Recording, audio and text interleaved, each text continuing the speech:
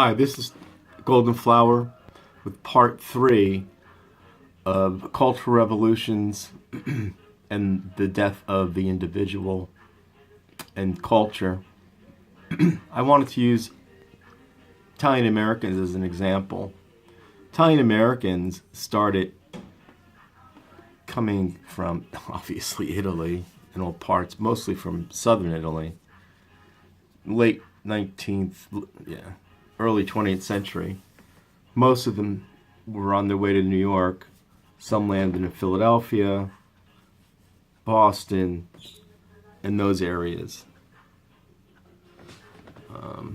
Some Italian Americans ended up in San Diego, San Francisco, even up here in Seattle and Portland.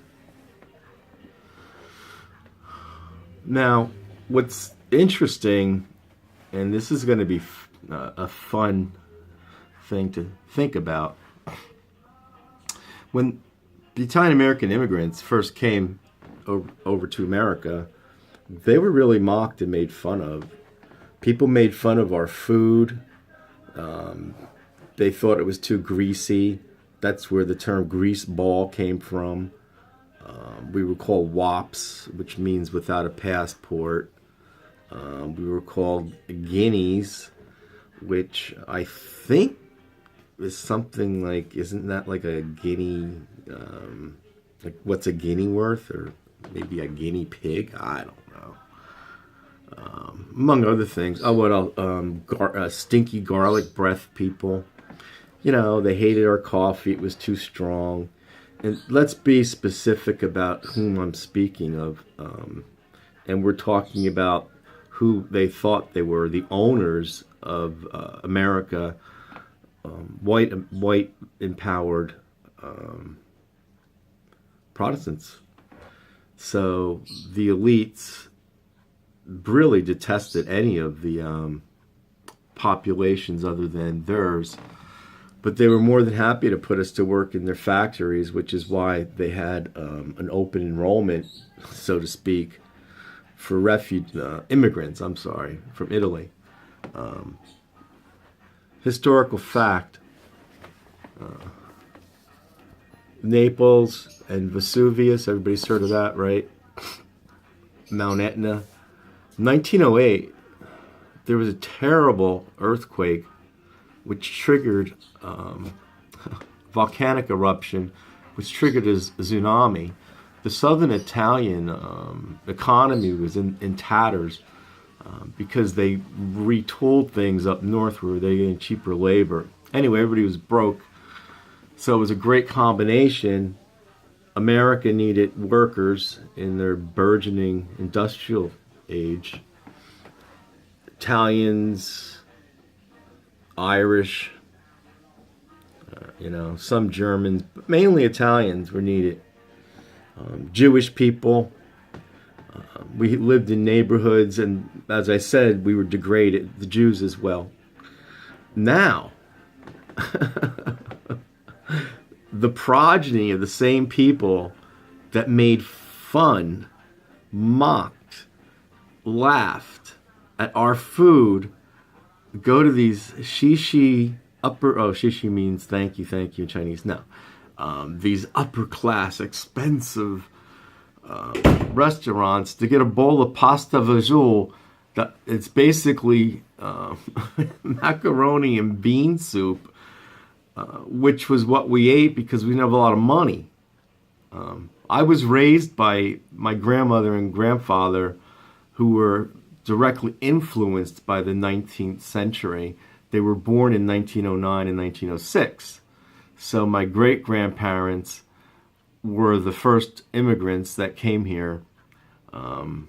My great-grandfather worked as a gardener, one set of them. The other one went into a different line of work. They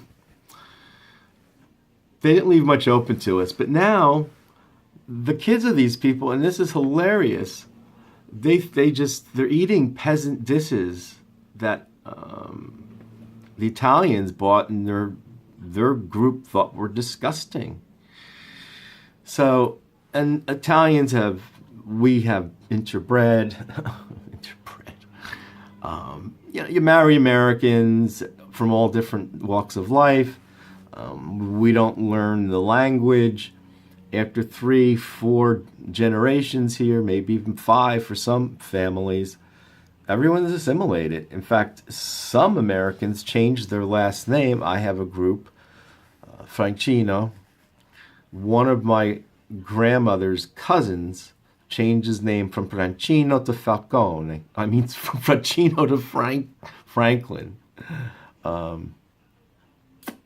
Petrocelli got into medical school by changing his name to Peters. He now resides in Florida, and that's like 2 or 3 generations ago. I'll bet his children don't even know that they're Italian. Interesting thought. That's really all I wanted to say. Sorry about the shakiness up front. This is part 3, and as I pointed out, the assimilation worked both ways. It worked with Protestant white America, where they adapted the Italians. After so many years, we became assimilated and started proving ourselves. And in the beginning, they didn't give us many choices. We turned to entertainment, we turned to crime, gardening, crappy jobs. What is interesting is a lot of Italian Americans are against immigration, and there's some differences between what's going on now, which I can't get into because this is a whole different topic. And this is just one people. So most of the cooking was done over in Italy from the southern regions of Italy, were dishes that all these old ladies learned and spread down, to their children, grandchildren, great-grandchildren, etc. Things like pizza and other dishes were invented here for Americans. That's just food as an example. We can go into religion and socioeconomics and social status and the progress of that. Still being some, how can I call it, bias against somebody with a vowel after the name. Everybody thinks you're connected to the mafia, jokes are made, etc., etc. So that's part 3, and I'm going to end it here. I thank you for listening. I hope I've given you something to think about with regards to your own background, wherever yours are from. And I wish white America could remember that most of them came from England. They thought the native peoples weren't human. They didn't even bother trying to convert them, and they slaughtered them like they were animals. At least the Catholic Church condemned slavery and told every Catholic that traveled that these people had souls and not to harm them. They did anyway, but they disobeyed the Pope. That's my last word on assimilation of Italian culture as an example of the death of individuality and the culture of a people. Have a nice evening.